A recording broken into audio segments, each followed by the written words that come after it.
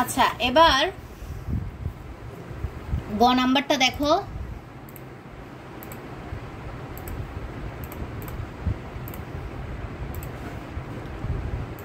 দেখো গ নাম্বারে বলো, বোঝা যাচ্ছে না, কথা বোঝা যাচ্ছে না। আরে সমস্যা নাই, রেকর্ড করতেছি তো, দেখে নিতে পারবে। দেখো দ্রব্যটি কত টাকায় বিক্রি করলে ক্ষতির 5 গুণ লাভ হবে। তাহলে আমাদের ক্ষতি ছিল কত, ক না?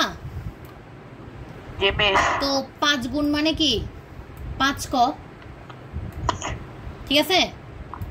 তাহলে একটা জিনিস দেখো, ক্রয় মূল্য কখনো চেঞ্জ হয় না। তাহলে আমরা খ থেকে ক্রয় মূল্য পাইছি কত, 396 পাইছি না ক্রয় মূল্য? খ নাম্বারে বের করো নাই ক্রয় মূল্য? 18 সাথে 378 গুণ দিতে বলছি না ক্রয় মূল্যের জন্য। ক্রয় মূল্য মানে কি? ক্রয় মূল্য মানে হচ্ছে তুমি এই যে 18 পাইছি না আমরা ক্ষতি, কয়ের মান কত পাইছি 18 না? এই 18টা কি, এটা তো ক্ষতি। তাহলে আমি কি বলছিলাম, 318 সাথে মানে 378 অর্থাৎ এটার বিক্রয় মূল্যের সাথে যদি আমি ক্ষতি যোগ করি আমি কি পাবো, ক্রয় মূল্য না?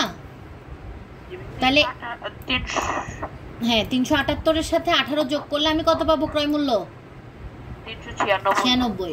তো ক্রয় মূল্য তো কখনো চেঞ্জ হয় না। আমাকে বলছে যে 5 গুণ লাভ করতে চাইলে আমাকে কত টাকায় বিক্রি করতে হবে। তাহলে দেখো তো 5 গুণ লাভ, তাহলে 5 ক মানে কি, ক্ষতি কত ছিল আমার 18 টাকা না?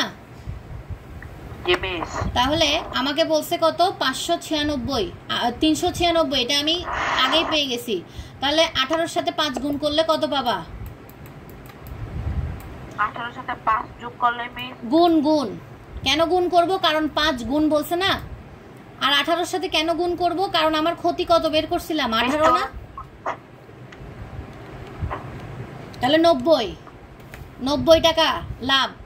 তাহলে আমি যদি 90 টাকা লাভ করতে চাই তাহলে 396 এর সাথে 90 যোগ করে দিলেই আমি বিক্রয় মূল্যটা পেয়ে যাব না?